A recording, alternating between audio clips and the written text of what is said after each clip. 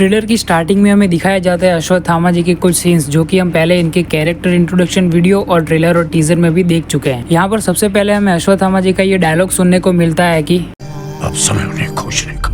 Obviously यहाँ पर अश्वत्थामा जी जिनको ढूंढने की बात कर रहे हैं ना, वो है विष्णु जी के 10वें अवतार यानी कि कल्कि। यहाँ पर हमें दिखाया जाता है कि जहाँ पर कि अश्वत्थामा जी उस शिवलिंग में से पानी को चेक करते हैं, यानी कि वहाँ पर पानी है या नहीं। फिर उन्हें वहाँ पर पानी नहीं दिखता और फिर वो कहते हैं कि अब समय आ गया है उन्हें ढूंढने का। दरअसल द्वापर युग में भगवान कृष्ण के द्वारा अश्वत्थामा जी को जो श्राप दिया गया था ना, उसमें उन्हें ये कहा गया था कि जब भगवान कल्कि का अवतार होगा कलयुग में, उससे पहले इस सृष्टि में यानी कि इस पृथ्वी पर जीवन को बनाए रखने के लिए जितने भी रिसोर्सेस है, जिनमें से कि एक पानी भी है, उन सभी का नाश कर देगा कली। और जब यहाँ पर हमें दिखाया जाता है कि शिवलिंग पर पानी टपकना बंद हो गया है, तब अश्वत्थामा जी को पता चलता है कि अब वक्त आ गया है कल्कि के अवतार का। पर इंसान न बदले न बदलेंगे। अब यारो कल्कि 2898 एडी का जो पहला ट्रेलर आया था, वहाँ पर हमें ऐसे ही टीज कर इन्होंने छोड़ दिया था कल्कि के पूरे वर्ल्ड के बारे में सब कुछ बताकर। पहले वाले ट्रेलर में फोकस किया गया था काशी, जो कि इस दुनिया की आखिरी सिटी अभी बची है उसके ऊपर। लेकिन जो इस मूवी के दूसरे मेन कैरेक्टर है, अमिताभ बच्चन जी का कैरेक्टर यानी कि अश्वत्थामा जी और प्रभास का कैरेक्टर यानी कि भैरवा, इन दोनों को छोड़कर दूसरे कैरेक्टर से मेरा मतलब है कि दीपिका पादुकोण का कैरेक्टर जिनका की नाम होने वाला है इस मूवी में सुमति, और कमल हसन का कैरेक्टर जो की कली का रोल प्ले करने वाला है इसके अंदर। इन दोनों ही कैरेक्टर्स को काफी गंदा इग्नोर मार दिया गया था पहले वाले ट्रेलर में, लेकिन अभी ये जो फाइनल वॉर नाम से ट्रेलर आया है, यहाँ पर इन दोनों ही कैरेक्टर्स के बारे में हमें काफी ज्यादा चीजें पता चली है, जिनके बारे में कि आगे बात करेंगे। लेकिन सबसे पहले जो यहाँ पर फोकस किया गया है इस ट्रेलर में, वो है शंभाला। जैसे पहले वाले ट्रेलर में काशी पर फोकस किया जा रहा था, वैसे यहाँ पर शंभाला पर फोकस किया गया है। अब ये शंभाला के बारे में आप काफी टाइम से सुनते आ रहे होंगे, जितने भी प्रमोशनल मटेरियल्स निकल कर आए हैं कल्कि 2898 एडी से, जिसमें से कि एक था बुज्जी एंड भैरवा नाम की सीरीज, वहाँ पर भी हमें शंभाला का जिक्र देखने को मिला था। मूवी के पर्सपेक्टिव से जाने तो शंभाला एक ऐसी जगह है जहाँ पर कि सारे अच्छे लोग रहते हैं, जो कली के अंडर नहीं रहना चाहते, जिनके ऊपर की कली की बुराई ने बिल्कुल भी असर नहीं किया, वो सारे मिलकर यहाँ पर ग्रुप बनाकर रहते हैं। अभी मैं आपको ये भी क्लियर कर देता हूँ कि शंभाला ऐसी कोई सिटी नहीं है जो कि पहले भी एग्जिस्ट करती थी। यहाँ पर कली के विनाश से पहले शंभाला बिल्कुल भी एग्जिस्ट नहीं करता था, वो तो बाद में बना है। इसलिए तो ये कहा गया है ना कि काशी एक ऐसी सिटी है जो कि आखिरी सिटी बची है इस पूरी धरती पर। वैसे अभी के टाइम में ये बताया जाता है कि जो जगह आगे चलकर शंभाला बनने वाली है, जहाँ पर की भगवान विष्णु अपना 10वां अवतार यानी कि कल्कि का अवतार लेने वाले हैं, वो जगह कहीं हिमालयाज और गोबी डेजर्ट के बीच में लोकेटेड है। अब एग्जैक्टली कहाँ वो पता नहीं। और हाँ, यहाँ पर हमें ये भी नहीं भूलना चाहिए कि हिमालयाज के ही किन्हीं मंदिरों में अश्वत्थामा जी भी है, जैसा कि हमें उनके इंट्रोडक्शन वीडियो में ये दिखाया जा रहा था। वहाँ पर जो हमें राय का कैरेक्टर देखने को मिल रहा था ना, वो मुझे ऐसा लगता है कि एक्चुअल में वो शंभाला से ही बिलोंग करता है। मूवी में हमें ऐसा भी दिखाया जा सकता है कि शंभाला में रहने वाला राया ऐसे ही भटक कर अश्वत्थामा जी के मंदिर में पहुंच गया होगा, और तभी उसे वहाँ पर अश्वत्थामा जी दिखे होंगे और उनके बारे में वो जानना चाहता होगा। और जस्ट यहाँ पर मुझे ऐसा लगता है कि फैन थियरी कुछ ज्यादा ही हो जाएगी, लेकिन फिर भी एक बात सुन लो। पहले वाले ट्रेलर में हमें क्या दिखाया गया था कि राय को पकड़कर ले जाया जा रहा है काशी के अंदर, तो हमें ऐसा दिखाया जा सकता है कि अश्वत्थामा जी का कैरेक्टर राय को बचाने जाएगा। इसलिए तो वो डायलॉग सुनने को मिल रहा था ना राय के मुंह से, जहाँ पर कि राय कहता है कि आप बहुत सारे लोगों को बचा सकते थे, और वहाँ पर अश्वत्थामा जी कहते हैं कि सिर्फ एक को बचाना है। तो यहाँ पर अश्वत्थामा जी का हमें काफी ज्यादा आना जाना दिखाया जाएगा काशी और शंभाला के बीच में, जो कि काफी कूल लगेगा नहीं अगर वो उड़कर जाते हैं तो।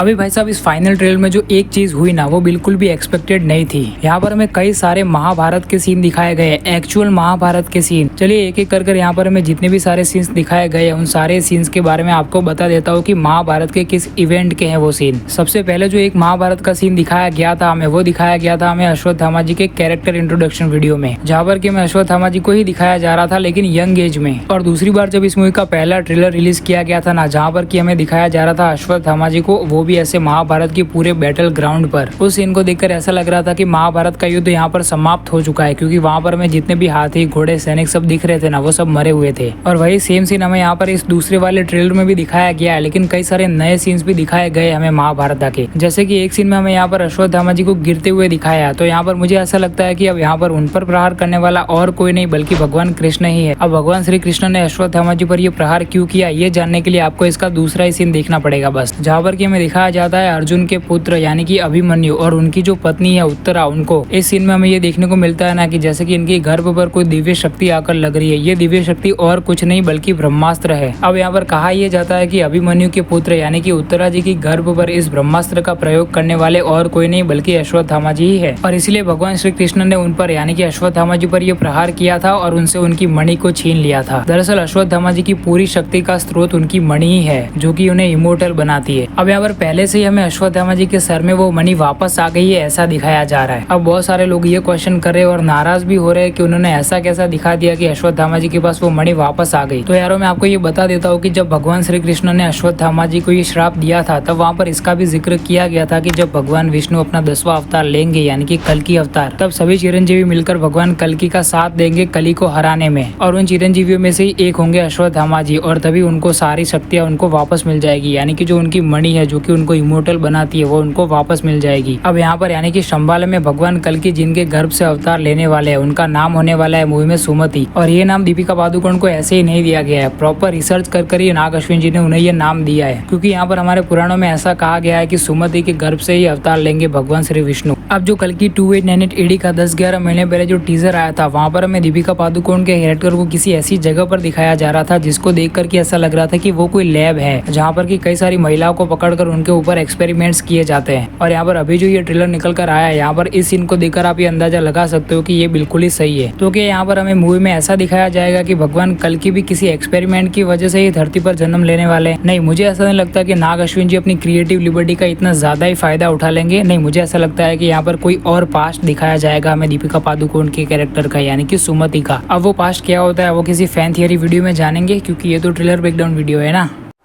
चल झूठा। अब यार पता नहीं आप लोगों ने ये नोटिस किया है या नहीं, इसका जो पहला वाला ट्रेलर आया था ना जहाँ पर कि हमें भैरवा के हाथ में एक गैजेट दिखाया जाता है, वहाँ पर उसके ऊपर एक नोटिफिकेशन आता है जहाँ पर कि हमें एक बायोडेटा देखने को मिलता है। वहाँ पर उस बायोडेटा में नाम लिखा हुआ होता है सुमति। अब यहाँ पर इस नाम को ऐसे तोड़ मरोड़ कर इसीलिए दिखाया गया है ताकि कोई नोटिस ना कर सके। और ऐसा ही हमने बुज्जी और भैरवा में भी देखा था ना जहाँ पर की भैरवा के हाथ में लगे गैजेट पर नोटिफिकेशन आते हैं और फिर वो उनके पीछे पड़ जाता है। तो बिल्कुल वैसे ही वो सुमति के पीछे भी पड़ने वाला है और मदद करने वाला है कली की, क्योंकि यहाँ पर कमल हसन का कैरेक्टर यानी कि कली ये जान चुका है कि भगवान कल्कि अवतार लेने वाले हैं और भगवान कल्कि का अवतार यानी कि कली का विनाश, तो अपने विनाश को रोकने के लिए जो उसका राइट हैंड है वो उसको भेजता है सुमति को मारने के लिए और उसके गर्भ में जो कल्कि का अवतार है उसका विनाश करने के लिए। और फिर जो वो राइट हैंड है वो हायर करता है भैरवा को इस काम के लिए। एक्चुअली जो सीन में यहाँ पर ट्रेलर में दिखाया जा रहा था ना पहले वाले, उसको देखकर तो लगता है कि भैरवा ने ये काम खुद ही लिया है। पॉइंट ये है कि मैं ही हूँ जो उसे ला सकता हूँ। इतना श्योर है?